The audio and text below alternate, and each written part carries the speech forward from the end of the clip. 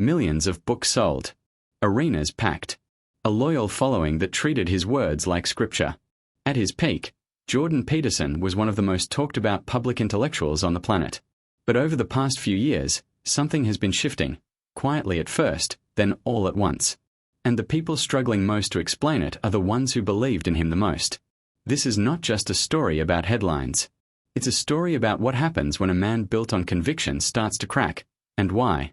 It started with a legal battle that, looking back, was almost impossible to win. In 2022, the College of Psychologists of Ontario, the professional body that licenses psychologists in that province, ordered Peterson to complete a remedial social media coaching program. The reason? Going as far back as 2018, Peterson had made a string of online posts that the college considered damaging to public confidence in the psychology profession. He had called a transgender city councillor an appalling self-righteous moralizing thing. He had made offensive remarks about actor Elliot Page. He had responded to a post about overpopulation in a way that many read as encouraging dangerous behavior, something Peterson flatly denied. But the college didn't buy the denial. Whether or not he was still seeing patients, his conduct as a registered psychologist was, in their view, unacceptable. And then came the decision that changed everything. Peterson refused to comply. Instead of attending the coaching program, he sued the college. He argued the order was an attack on his fundamental right to free speech, an attempt at re-education, even political persecution dressed up as professional regulation. His supporters were fully behind him. Conservative Party leader Pierre Poilievre called it government interference with free expression. To his base, this felt like a man standing up to the machine. But here's where it gets complicated. The courts didn't see it that way. Not even close. From the Ontario Divisional Court to the Court of Appeal, every ruling went against him. And when his team took the case to the Supreme Court of Canada, the court refused to even hear it. That last part said a great deal. In the end, his legal team announced he would attend the coaching program, not because his views had changed, but because every door had been shut. For a man who had built his public identity around standing firm against institutional pressure, it was a very public defeat. But if that chapter seemed complicated, what came next made it even harder to ignore. In December 2024, Peterson announced on his daughter Michaela's podcast that he had left Canada and was now living in Arizona. In the same conversation, he made an offhand remark about finally getting around to naming the beneficiaries of his will, which, as you'd expect, media outlets ran with immediately. But beyond that detail, he was unusually open about why he was leaving. He cited the ongoing legal battle with the college. He pointed to Bill C-63, a proposed cyberbullying law he believed would be used to silence legitimate speech. He called the federal government unbelievably incompetent and described the tax situation as out of control. And then, almost as an afterthought, he mentioned that he also just liked the weather in Arizona. But moving didn't make the problems disappear. Peterson was still licensed in Ontario. He still had deep roots in Canada. The legal battle he was fleeing had already been lost. All the move really did was put physical distance between him and his troubles. And for a lot of people watching, it carried a symbolic weight that was hard to shake. This was a man whose entire reputation was built on not backing down, on standing in the fire and holding firm. Leaving the country read, to many, as retreat. Others defended him, arguing he had exhausted every legal option and saw no point fighting on terrain that had turned completely against him. Both reactions told you something important about how people saw Peterson, and about how that image was beginning to fracture. But none of that, not the courts, not the move, was the most striking part of the story. Something was waiting in Arizona that had nothing to do with politics. Peterson's health struggles were not new. They traced back to his childhood. But in 2019, things took a serious turn. He became severely addicted to benzodiazepines, medications he had been legitimately prescribed for anxiety. When his dose was increased, his dependence worsened sharply. The withdrawal was brutal, and it triggered a condition called akathisia, an extreme, unbearable mental restlessness that brought on distressing thoughts and placed enormous strain on his family. In desperation, they sent him first to Russia, then to Serbia, where he underwent treatment that included an induced coma and a lengthy stay in intensive care. And then, while hospitalized in Serbia in 2020, he contracted COVID-19. His return to public life seemed like a triumphant comeback. New books, a new podcast, bigger speaking tours. From the outside, it looked like exactly the kind of resilience he had always preached. But beneath the surface, something was still deeply wrong. And in August 2025, his daughter Michaela revealed what it was. What they found next, nobody expected. Peterson had been diagnosed with chronic inflammatory response syndrome, a disease caused by prolonged exposure to mold and biotoxins.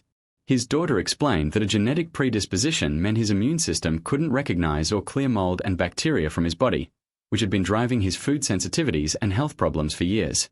The trigger, it turned out, was helping clean out his grandfather's house after he passed away. The exposure set off a cascade that turned into pneumonia, and then into sepsis. He was rushed to hospital in an emergency and spent nearly a month in intensive care. For most of September 2025, his family couldn't speak to him at all.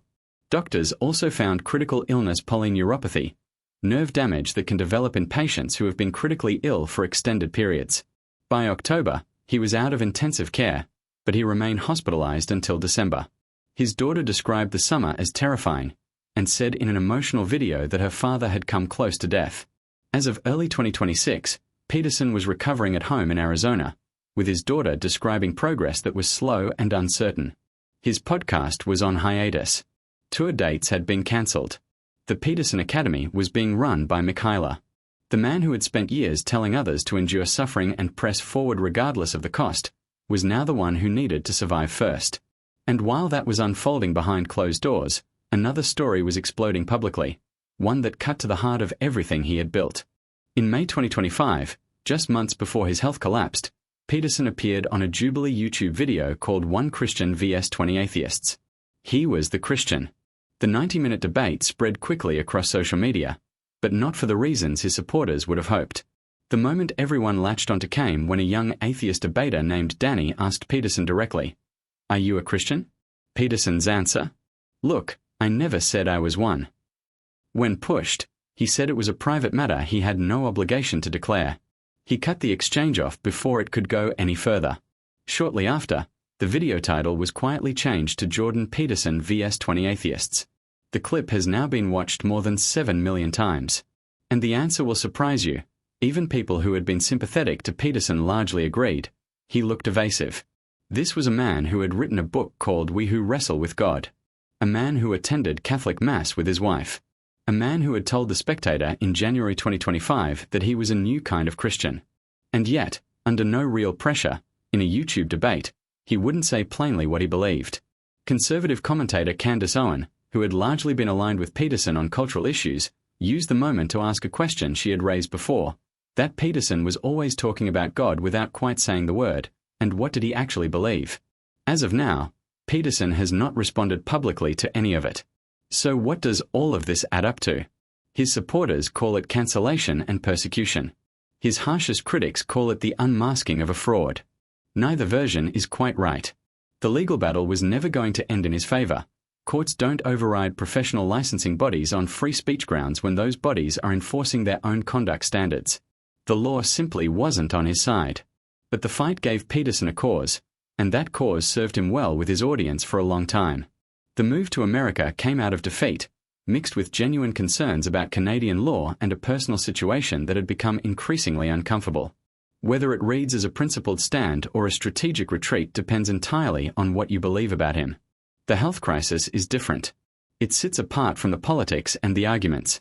It is simply the story of a man who has been fighting his own body for years, and who in 2025 came closer to death than most people have been willing to say out loud.